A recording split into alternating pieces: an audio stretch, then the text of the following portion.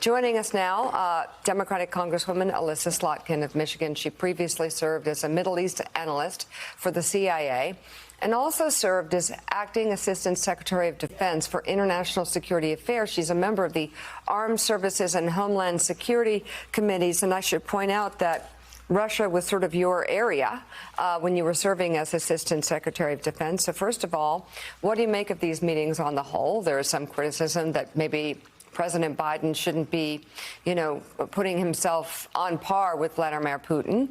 At the same time, some others believe a page needs to be turned from the past 4 years. Yeah. I mean, I think it's good. We've always talked to the Russians. In the height of the Cold War, we talked to the Soviets. It's just a good thing when nuclear powers have conversations. I actually think it's great that they're not appearing in a press conference together, because everything Putin dreams of is to be considered an equal of the United States. The loss of the Cold War never happened, and he's trying to regain his role as the peer competitor of the United States. It's not true. We've talked about it all morning. It's not true. But this is for him to play back home for his election. And I think it's a good thing that we're not appearing side by side. And well played by the White House to have Putin arrive first, because he often makes world leaders wait, which is sort of a power play in itself. And oh, what a surprise. He was on time, wants to get it done. So what are the goals and what are the pitfalls, the potential pitfalls? Well, I think that there's been pretty low expectations coming out of the White House on what's going to actually happen. You were talking about this earlier. But we have some serious challenges with Russia. We do. And I think it's to put down a marker that we're not going to take the cyber attacks over and over and over again.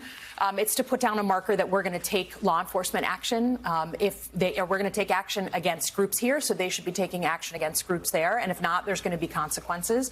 But I think more importantly, I think the issue of cyber attacks have seeped into the American consciousness in the past month.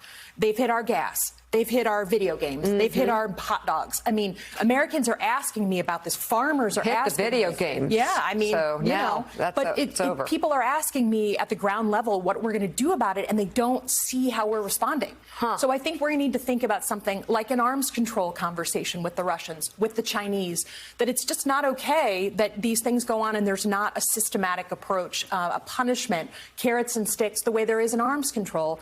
And I think a lot of us are thinking we got to communicate not just quietly, privately on the classified side and punch back, but publicly have a response, because Americans don't know what their government is doing to punch back. But Congressman, what do you do with an adversary who doesn't care about all that? You can tell him there are going to be consequences. He rolls his eyes. He said, yeah, George W. Bush told me there were going to be consequences. President Obama told me Donald Trump was a little bit easier to work with from the point of view of Vladimir Putin.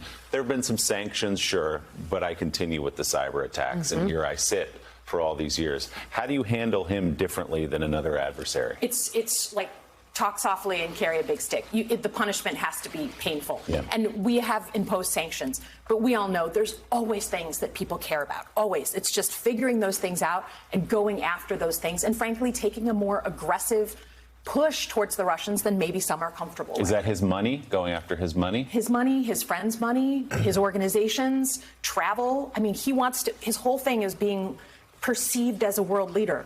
Maybe it's we don't allow him and his staff to travel as much. They don't get invited to these international conferences. They're not part of the team. Does there have to be a retaliation like for like against Russian cyber at some point? I mean, and Chris was saying earlier, you don't do tit for tat. But at some point, does there have to be? So if they do a colonial pipeline again, does America have to strike back against Russian interests? We do, but it isn't. I mean, Chris is exactly right. If they hit our electrical grid in Michigan in the middle of winter and killed 25 old people who froze to death in their homes, the American doctrine is not to strike back and attack 25 of their old people in Russia. We don't have a doctrine around cyber attacks. We need to get one right quick. So this is the new frontier. I mean, I've been talking to high-level officials in the Obama administration. They were like, this is it. So how safe are our systems, our grids, our transportation, our phones? So when I talked about a little bit earlier about the pyramid. You have to separate out the state actors, the intelligence agencies, and the military operations versus the ransomware. There's a set of red lines that and consequences associated with the state actors, with the government actors. And so that's why we haven't seen pipeline attacks previously from Russian state actors. We're seeing them from criminals. The criminals don't have a set of consequences. attached with them.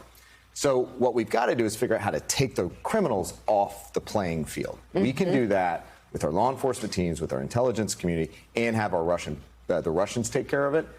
In the meantime, we have to continue improving defenses. There's no question if these criminals were able to get into Colonial, that it's very likely that a Russian sophisticated actor and a Chinese sophisticated actor would have been able to do the same thing. And I do not sleep well at night with that in mind. And Elissa, you say we need a plan of approach when these happens, that there isn't one right now. Yeah. That's not good. Yeah. Well, one of the things that actually Chris and I and others worked on, frankly, during the Trump administration was a national cyber director, someone who can be the point of contact. Because right now, like, who is the 911 call going to when there's another attack?